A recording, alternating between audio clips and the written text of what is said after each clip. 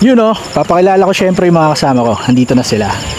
Ang nagbabalik, syempre, ang nag-iisang Christopher Diwata. Ayan siya. Kasama na naman. What happened, Bella? Why are you crying again? I know.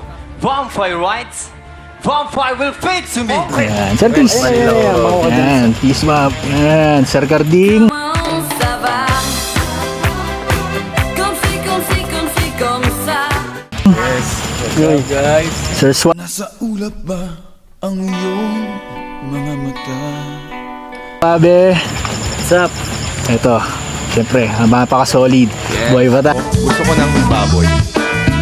Gusto ko ng baboy. Atas ka, may nagtatago. Sir Teng, ayan, subscribe nyo. Ayan, sama-sama kami dito ngayon. Ilalagay ko yung channel nila isa-isa dyan sa baba.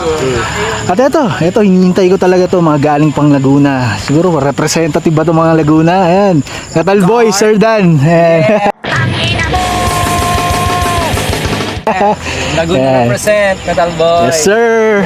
Subscribe siya, andyan din yung link. Nandiyan pala yung ano nila, page nila sa baba. Si Dwight, pakilala kayo.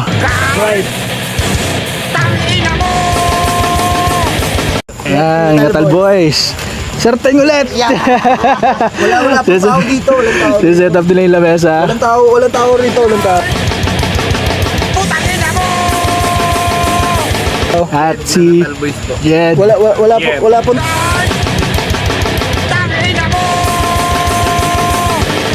Tao rito. Wala pong tao dyan. Yan. Di siya nakita. Ay, Jackie, nakita ka. Papakilala ko ba ba? Hindi po kayo Sir Beno.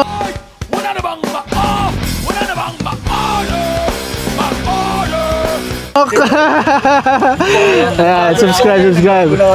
dito, hindi na makati. Ay, sa Reynald TV.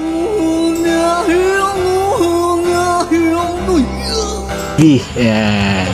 Pumasok sila kanina sa hospital pero sinaglitan lang nila. Tapos ito na yung final location nila.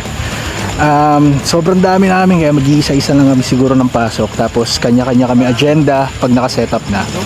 So ayun, kasama ko, papasok muna kami ni Maris Film. Ayan siya. B. Ayan. Tingnan natin kung ano yung mga meron sa loob. Actually, pinasok na namin to kanina. Medyo creepy nga.